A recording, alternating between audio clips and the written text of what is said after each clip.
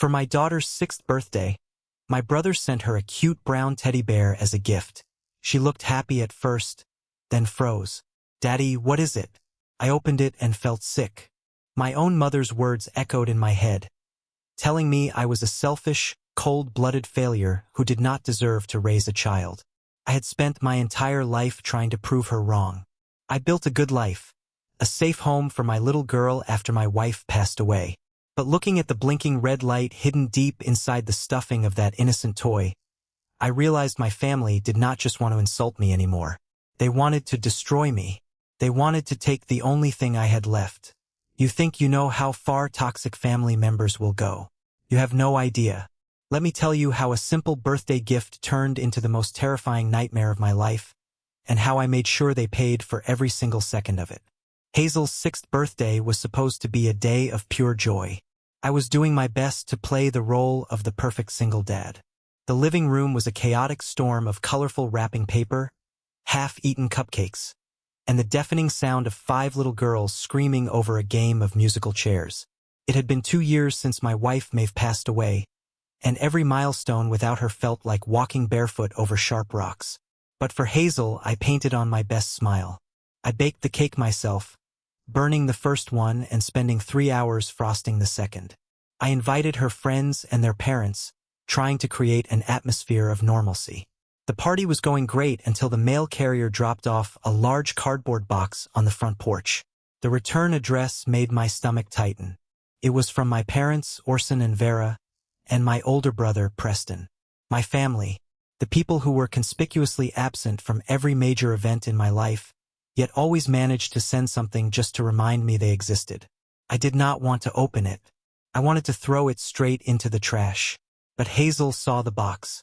Her eyes lit up with that innocent curiosity only a 6-year-old possesses.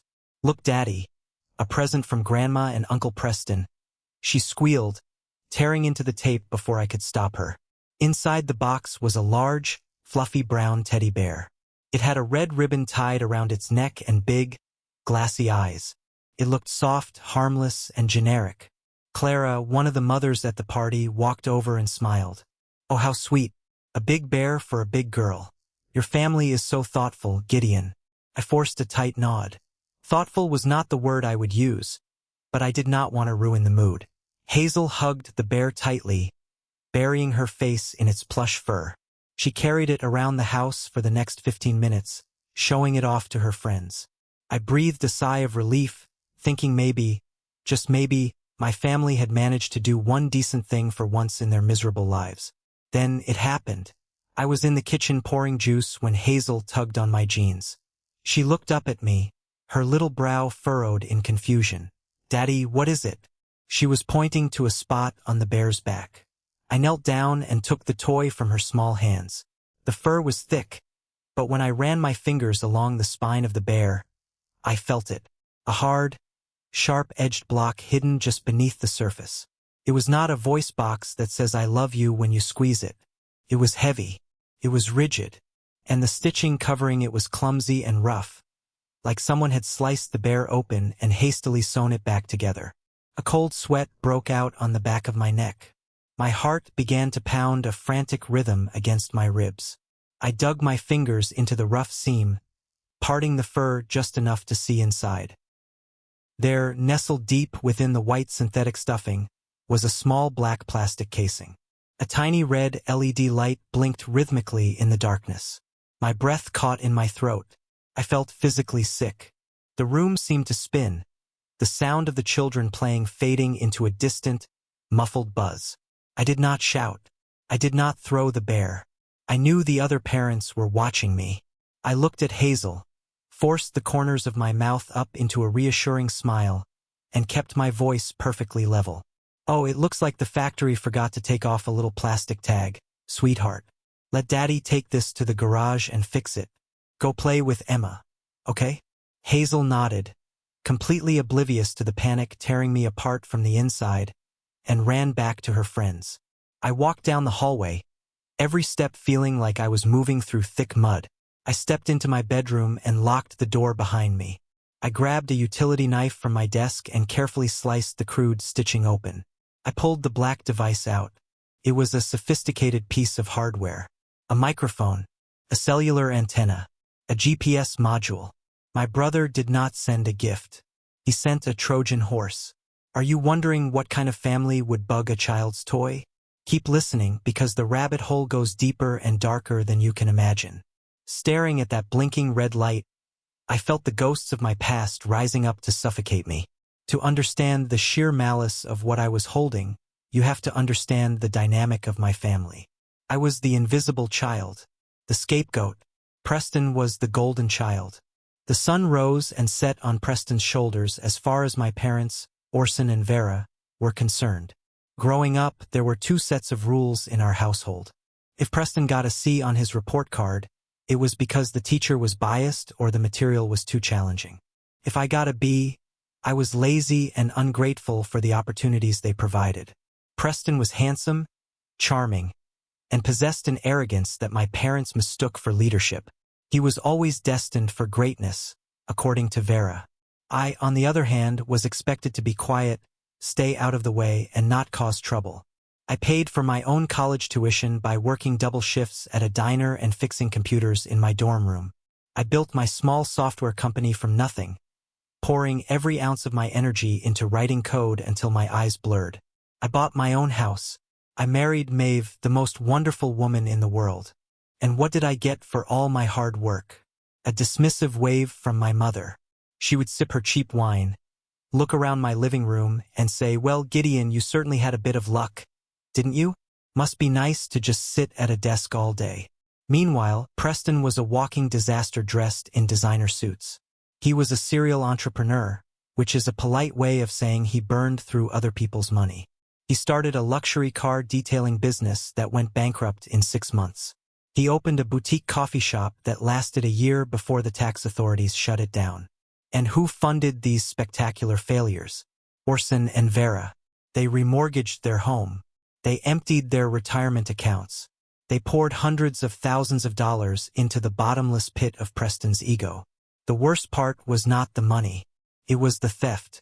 When I was 24, I came up with an idea for an inventory management software aimed at small retail stores. I made the mistake of telling my family about it at Thanksgiving dinner. 3 months later, Preston launched a startup using my exact concept, pitching it to angel investors. He failed, of course, because he had no idea how to actually build the product.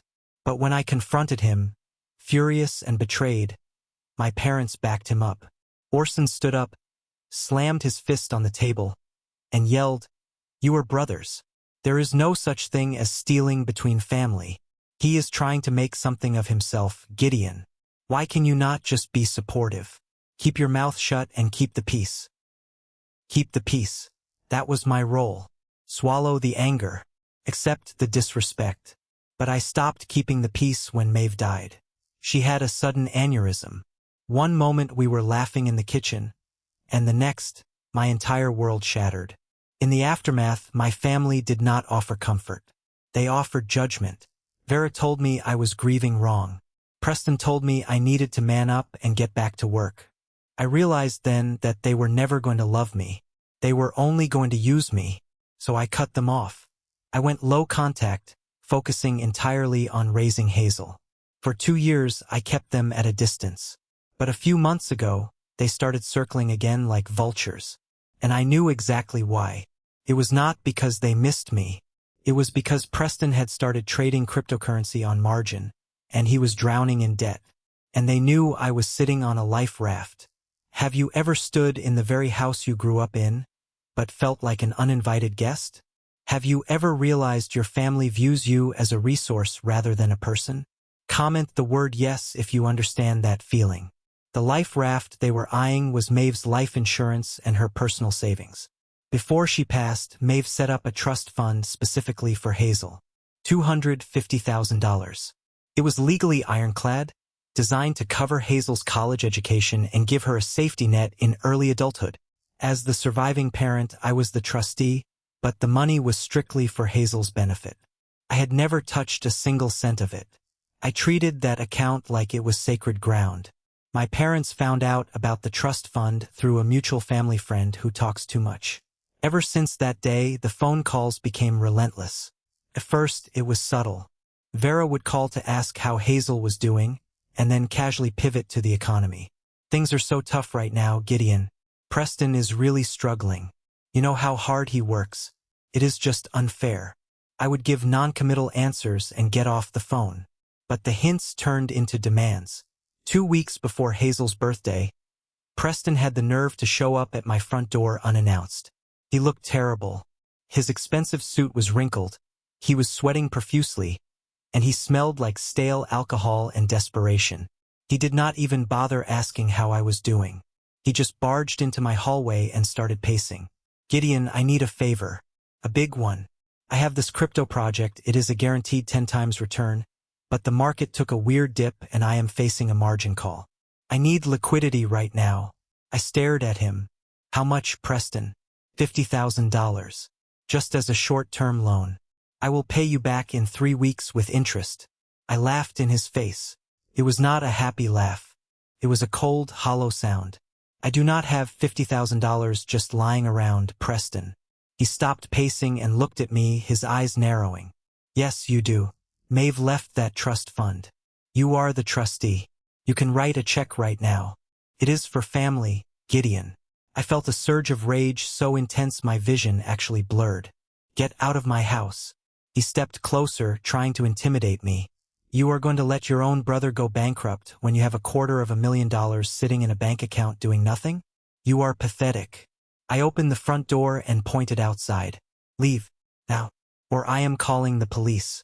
He left, kicking my porch railing on the way out. 10 minutes later, my phone rang. It was Vera. She did not even say hello. She just started screaming.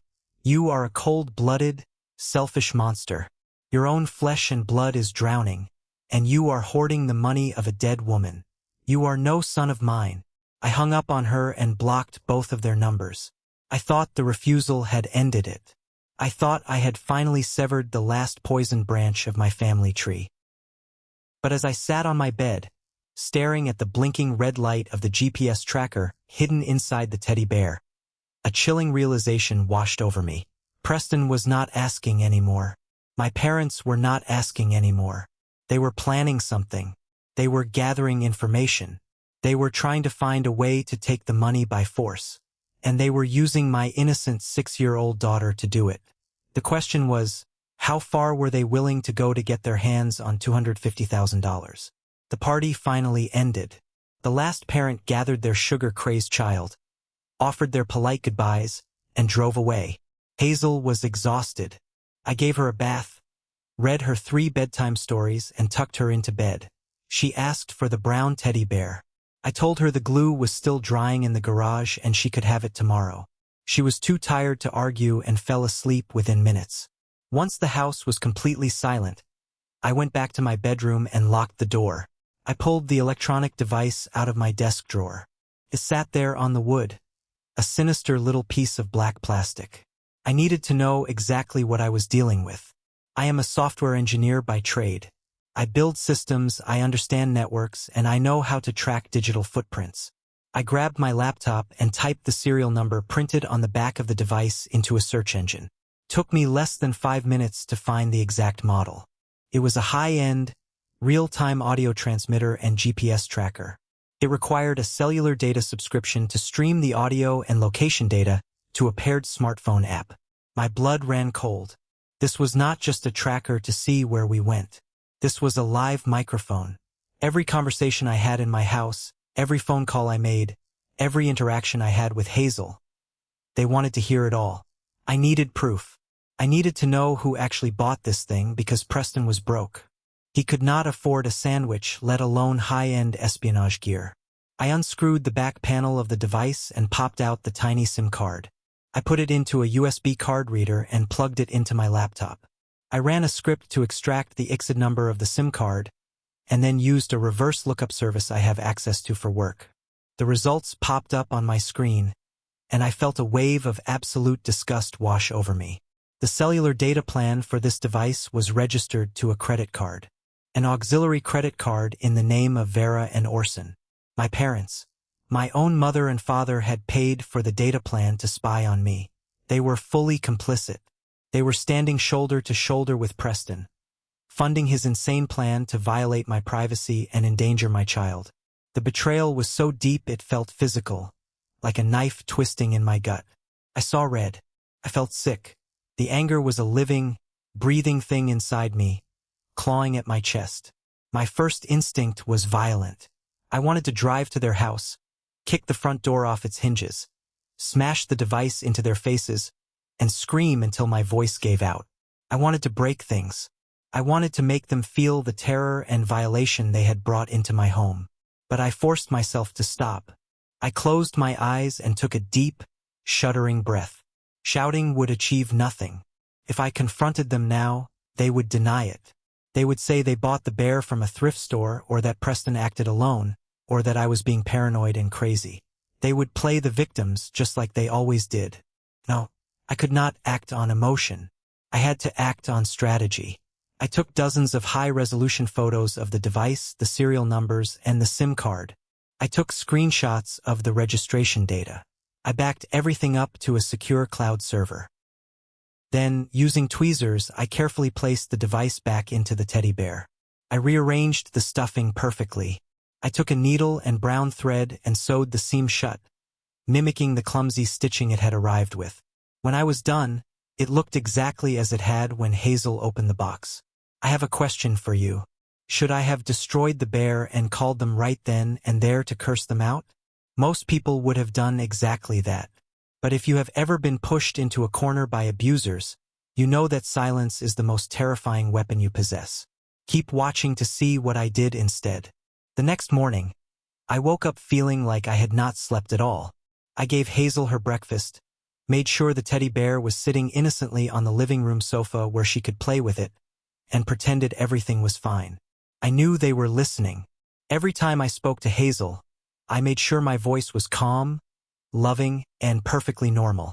Around 10 in the morning, my cell phone rang. It was a number I did not recognize. I answered it, putting it on speakerphone, acutely aware that the bear was sitting just a few feet away. "Hello, is this Gideon?" A stern, professional female voice asked.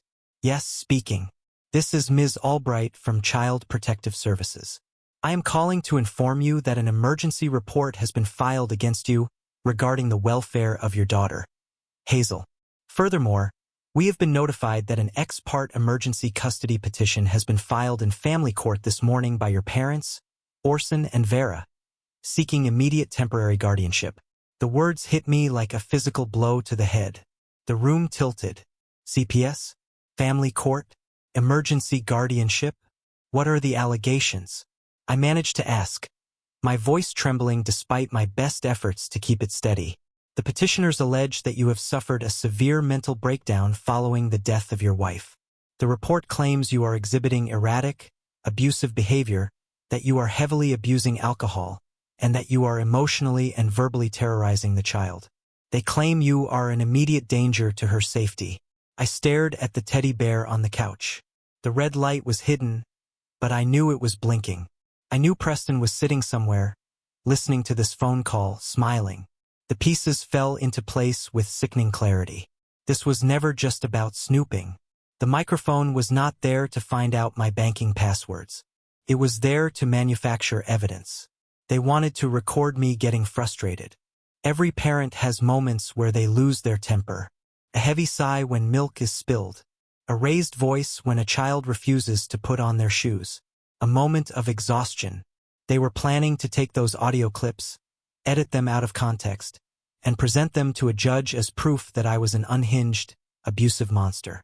And why emergency guardianship? Because if my parents were granted legal custody of Hazel, even temporarily, they would gain control over her assets to ensure her well-being. They would get their hands on the $250,000 trust fund.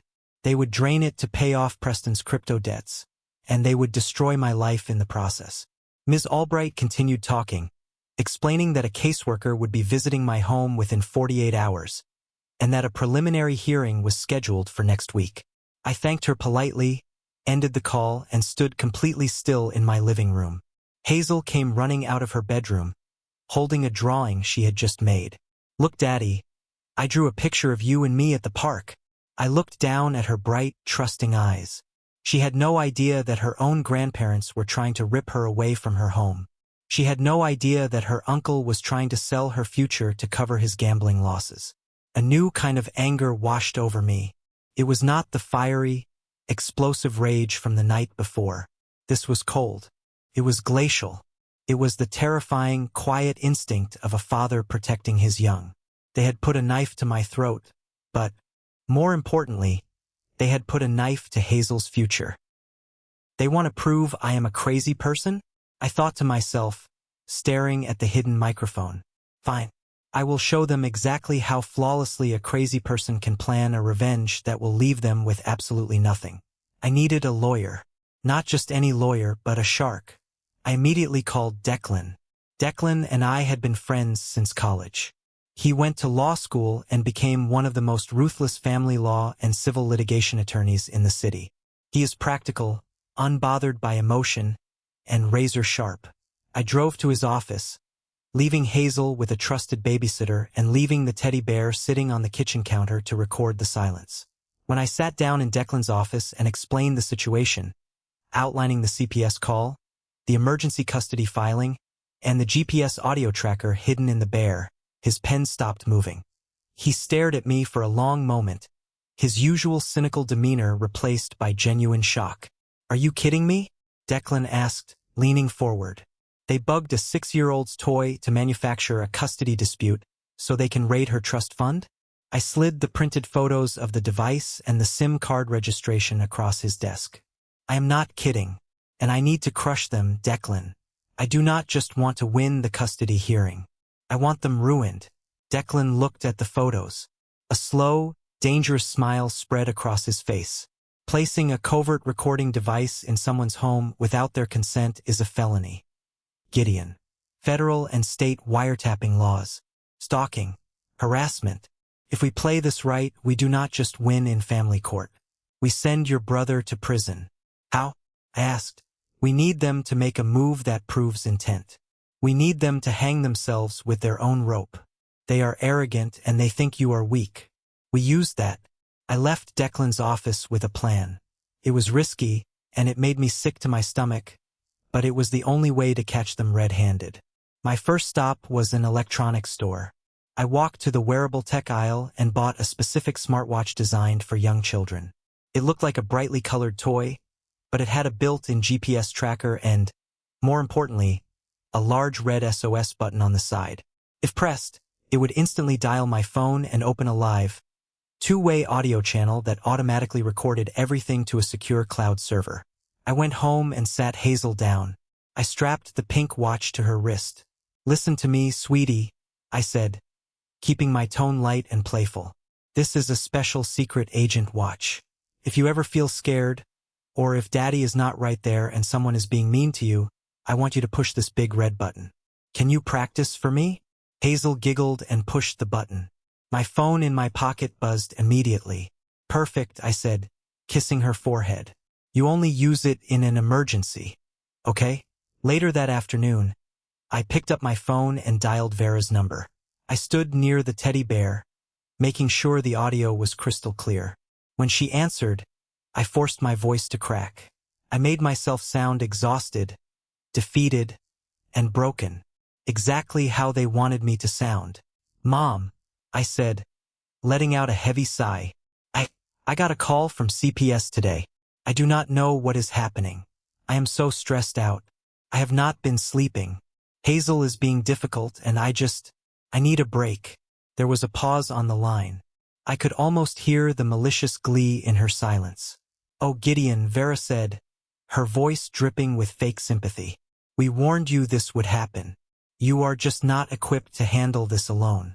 You need to rest." I rubbed my eyes, pouring every ounce of acting ability I had into the performance. Could you take Hazel for the afternoon on Saturday? Just for a few hours? I need to sleep. I just need to turn my brain off." "Of course, dear," Vera said smoothly. "Bring her over at 1 o'clock. We will take good care of her." I hung up the phone. My hands were shaking. I was handing my daughter over to the very people trying to steal her. I was placing her in the lion's den. It was the hardest decision of my life, But the bait was set. The wolves were hungry, and they had no idea the hunter was waiting in the trees. Saturday afternoon arrived with a heavy, suffocating heat that made the air feel thick in my lungs. Every instinct in my body, every primal fiber of my being as a father, was screaming at me to cancel. I looked at Hazel, sitting on the edge of her bed, swinging her little legs. She was wearing her favorite yellow sundress, and on her wrist was the bright pink smartwatch I had bought just days before. I knelt in front of her, checking the clasp on the watch one more time. "Remember our secret agent game, Hazel?" I asked, forcing a cheerful tone that felt like sandpaper in my throat. "If you feel scared, or if anyone makes you feel bad and Daddy is not there, what do you do?" She pointed to the big red button on the side of the watch. I pushed the button. She chirped, entirely unaware of the darkness gathering around us. "That is right, sweetie." I smiled, kissing her forehead. "You are my brave girl. Now grab your backpack. Grandma is waiting." I made sure the brown teddy bear was stuffed securely into her backpack, its glassy plastic eyes staring blankly at me from the zipper opening. The drive to my parents' house was a blur. I gripped the steering wheel so tightly my knuckles turned white. My heart hammered against my ribs, keeping a frantic, uneven rhythm. I was driving my daughter straight into a trap set by my own flesh and blood. The guilt was a physical weight on my chest, but Declan's words echoed in my mind. We need them to make a move that proves intent. We need them to hang themselves with their own rope. I pulled into the pristine, manicured driveway of Orson and Vera's house. The lawn was perfectly green, the flower beds immaculate. It was the perfect facade for the rot that lived inside. Before I could even put the car in park, the front door swung open. Vera stood on the porch, wearing a pressed pastel blouse and her signature fake, welcoming smile. "Oh, look who it is," Vera cooed as Hazel hopped out of the car. "Come give Grandma a big hug." Hazel ran up the steps, and Vera wrapped her arms around my daughter. Over Hazel's shoulder, Vera's eyes met mine. They were cold, calculating, and filled with a smug satisfaction. She thought she had won. She thought I was the broken, exhausted widower who was finally giving up. "Are you sure you will be okay, Gideon?" Vera asked, her voice dripping with artificial concern. "You look awful, dear. You really need to go home and just sleep. We will take care of everything here. Do not worry about a thing." I nodded, keeping my head down, playing the part of the defeated man perfectly. "Thank you, Mom. I just need a few hours. I will be back by 5. "Take all the time you need," she replied, her gaze briefly flicking down to Hazel's backpack where the teddy bear was hidden. I got back into my car, backed out of the driveway, and drove away. But I did not go home. I drove exactly 4 blocks down the street, turned into the empty parking lot of a closed-down grocery store, and killed the engine. I pulled out my phone, my hands shaking uncontrollably, and opened the tracking application linked to Hazel's pink smartwatch. The screen displayed a map with a glowing blue dot marking Hazel's location. It was stationary at my parents' address. I sat there in the sweltering heat of my car, staring at the dot, praying that I was wrong, praying that my parents just wanted to spend a normal afternoon with their granddaughter, praying that the wiretap in the bear was just an insane invasion of privacy and nothing more. 15 minutes passed. The silence in the car was deafening. Then, the screen refreshed. The blue dot moved. My breath caught in my throat. It was not just moving to the backyard. It was moving fast. It was traveling down the main road, heading away from the residential neighborhood. I zoomed out on the map, watching the dot trace a path toward the commercial district on the outskirts of the city. Why were they taking her somewhere? They told me they were staying home to bake cookies. A sickening wave of dread washed over me.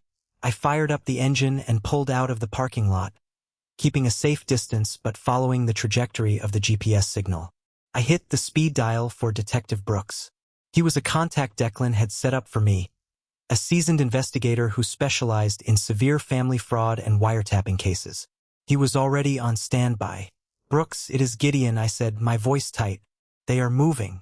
They left the house with her. I have the live feed from the tracking app on my end too." "Gideon," Brooks replied calmly. Looks like they are heading toward the old industrial park off Route 9. Stay back. Do not engage yet. Let them get to their destination. I gripped the steering wheel, my foot hovering over the gas pedal. I knew that area. It was full of cheap strip malls, abandoned warehouses, and shady businesses that operated on the fringes of the law. Why would they take a 6-year-old girl there?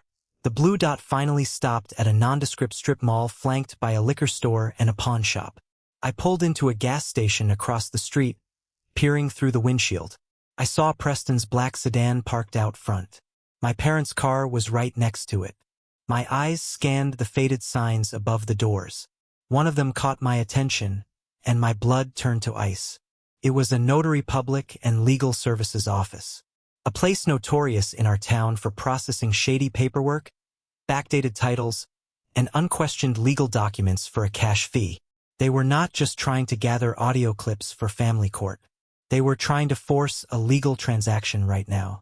My phone vibrated in my hand, snapping my attention back to the screen. The screen was flashing red. SOS activated. Hazel had pushed the button. The moment the red alert flashed across my screen, a live audio feed automatically opened. The sound quality was terrifyingly clear. For a second, all I heard was the rustling of fabric, the squeak of a cheap vinyl chair, and the heavy, nervous breathing of my daughter. Then, a voice cut through the silence, sharp and venomous. "Stop crying, Hazel. You are giving me a headache." It was Preston, my brother, the golden child. I felt a surge of rage so pure and untethered it threatened to blind me. I threw the car into drive, my tires squealing against the pavement as I shot out of the gas station, disregarding the oncoming traffic. "Just look at the paper, Hazel," Preston continued, his tone shifting into a sickeningly sweet, persuasive cadence. "It is just a special permission slip. Your daddy is very sick right now. His brain is not working right since your mommy went away. He cannot take care of you anymore." "No," Hazel's voice cried out, trembling and fragile. "My daddy is fine. I want my daddy." I slammed my hand against the steering wheel, tears of fury stinging my eyes. "Hold on, baby," I whispered to the empty car. "I am coming." A new voice entered the feed. "Vera, my mother. Now listen to me, young lady," she snapped, her words dripping with malice. "Your father is a weak, selfish man. He does not want you anymore. He told us today that you are too much trouble. That is why he dropped you off. He abandoned you, but Grandma and Uncle Preston are here to save you. We are going to protect your money so your terrible father cannot throw it away. All you have to do is write your name on the dotted line right here." They were trying to force a 6-year-old to sign a fraudulent temporary guardianship and power of attorney document. In their twisted, desperate minds, fueled by Preston's crushing crypto debts, they thought that having the child's signature in front of a corrupt notary would give them the immediate legal leverage they needed to freeze the trust fund before the court date. It was insane. It was illegal. It was the act of desperate, cornered animals. "I do not want to sign it," Hazel sobbed, her voice hitching in panic. "I want to go home." "Sign the paper, you little brat," Preston roared, his patience entirely evaporating. The sound of a hand slamming hard onto a wooden desk echoed through the speaker, making me flinch. "I need this money. Your father owes me. Sign it or you are never going home." The sound of Hazel's terrified wailing filled my car. It was the sound of a child whose entire world was being violently torn apart by the people who were supposed to protect her.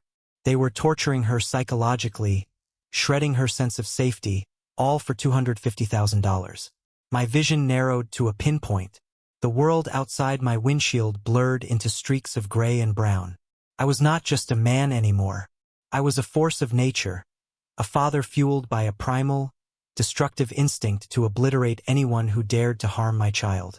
I pulled into the strip mall parking lot, the tires of my car screeching as I parked diagonally across 2 spaces, right behind Preston's sedan.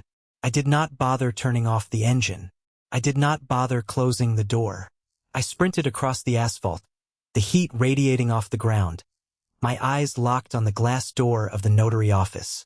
Through the earpiece of my phone, the feed was still live. "Grab her hand, Mom," Preston hissed. Just put the pen in her hand and guide it. The notary does not care as long as there is ink on the page. We just need the signature to show the bank manager on Monday. You are hurting me, Hazel screamed. Detective Brooks pulled into the lot, his unmarked cruiser flashing its hidden blue and red lights. He jumped out, shouting my name, telling me to wait, but I was beyond reasoning. I was beyond the law. I reached the glass door of the office. It was locked from the inside. Through the tinted glass, I could see the shadows of 3 figures standing over a small chair in the back room. I did not knock. I did not ask for entry. I took 3 steps back, raised my leg, and drove the heel of my boot into the center of the door with every ounce of strength I possessed. The glass door shattered with a deafening crash, spiderwebbing into 1,000,000 pieces before giving way entirely. The metal frame buckled inward, groaning under the force of the impact. I stepped through the ruins of the doorway, the sound of crunching glass under my boots echoing in the sudden, stunned silence of the office. The scene inside froze like a paused movie. Preston was leaning over a desk, his face flushed red with exertion, his hand gripping Hazel's tiny wrist. Vera stood right beside him, holding a pen, her mouth hanging open in absolute shock. Orson was hovering in the corner, holding a briefcase. Behind the desk sat the notary, a sweaty man in a cheap suit, looking terrified. And in the center of it all was Hazel. Her face was streaked with tears, her eyes wide with terror.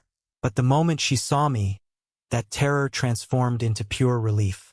"Daddy!" she screamed, ripping her arm out of Preston's grasp. She ran toward me, stumbling over her own feet. I dropped to my knees and caught her, wrapping my arms around her trembling body so tightly I thought I might break her. I buried my face in her hair, breathing in the scent of her strawberry shampoo, feeling her little heart racing against my chest. "I am here, baby," I whispered, my voice breaking. "I got you. Daddy is right here. Nobody is ever going to hurt you again."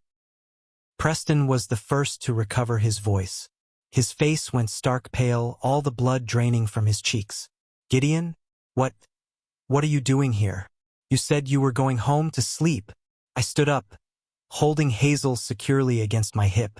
I looked at my brother, the golden child, the man who had spent his entire life taking everything he wanted, leaving me with the scraps. I looked at my mother, who had just tried to convince my daughter that I abandoned her. I did not shout. I did not curse. The time for anger had passed. Now it was time for the execution. I reached into Hazel's backpack, which was sitting on a chair nearby. I pulled out the brown teddy bear. Preston's eyes widened in recognition. I grabbed the bear by its head, pulled out my pocket knife, and sliced the stuffed animal straight down the middle.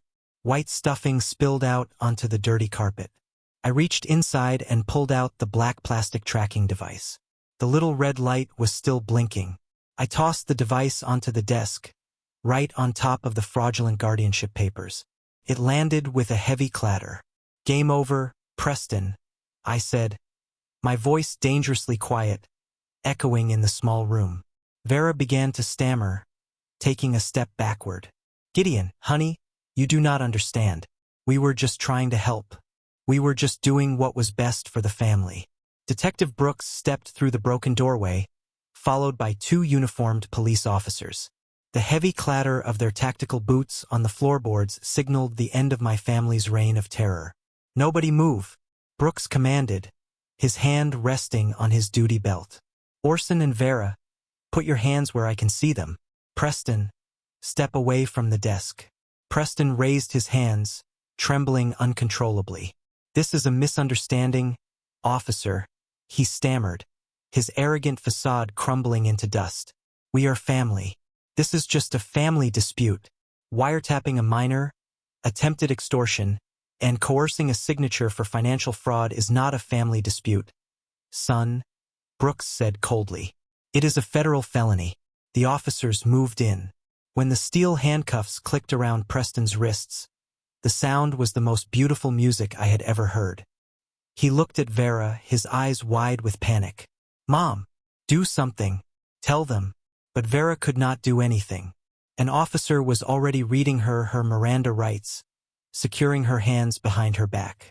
The woman who had spent her life maintaining the illusion of the perfect, upper-crust family was now being frog-marched out of a dirty strip mall in handcuffs, her pastel blouse covered in dust and glass.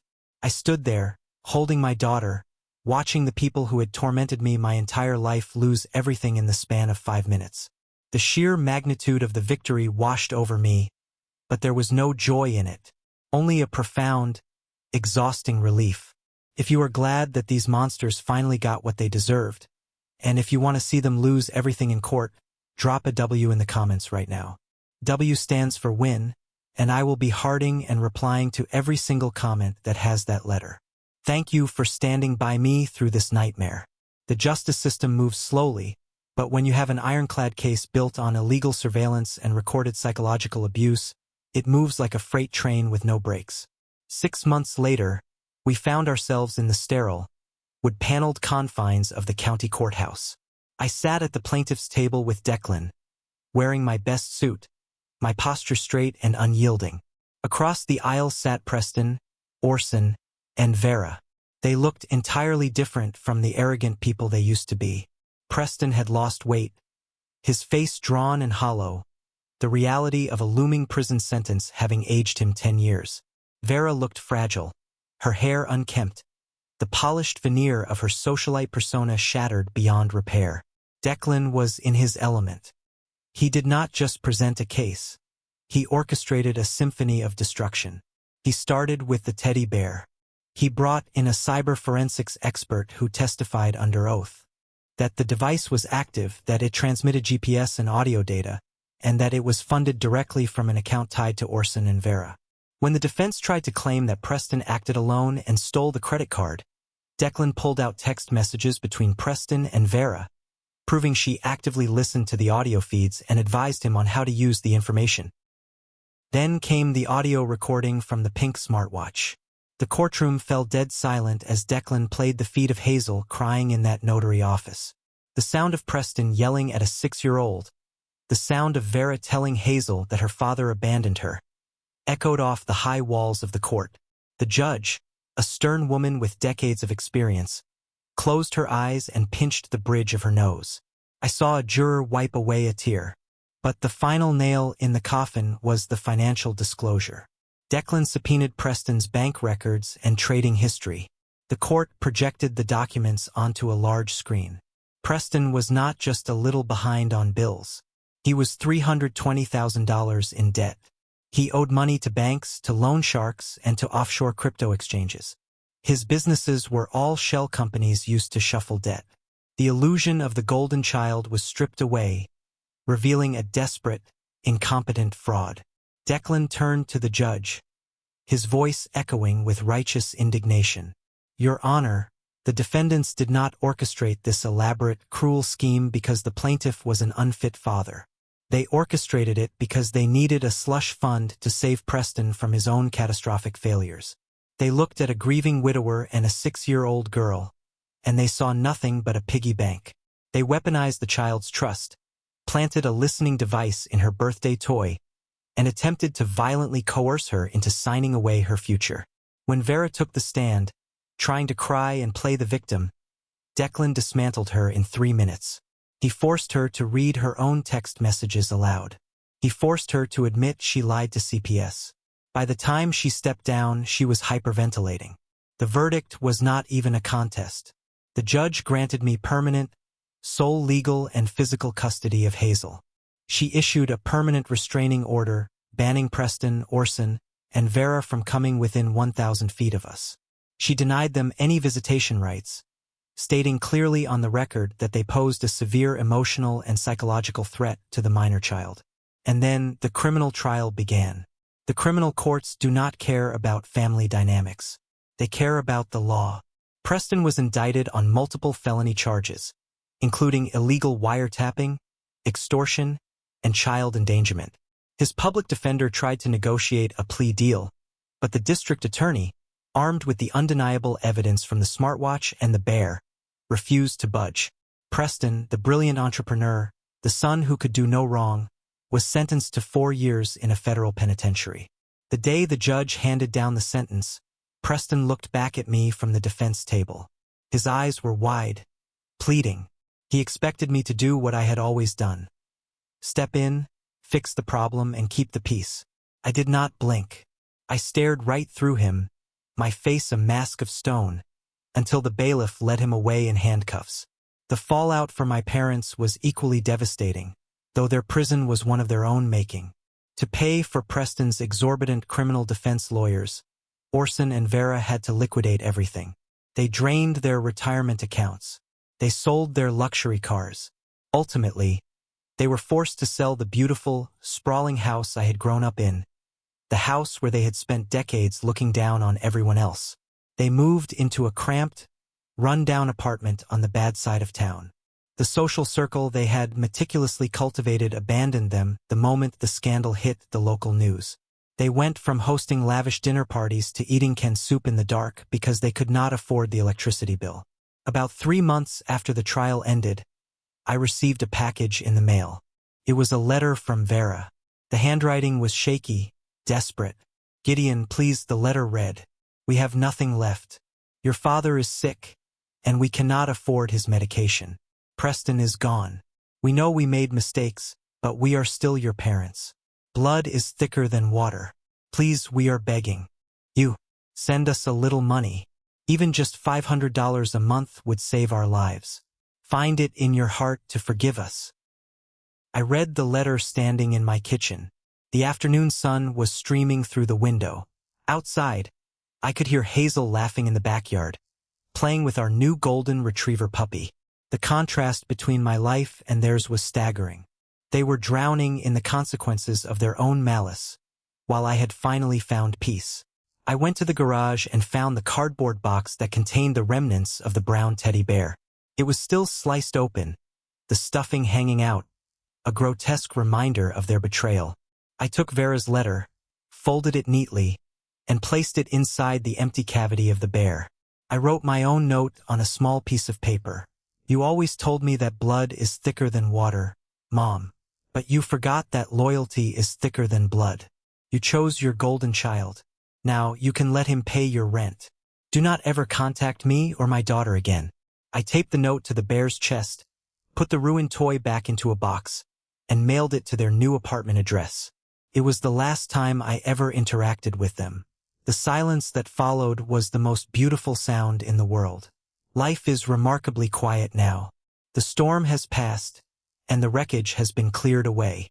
Hazel just turned 7 last week.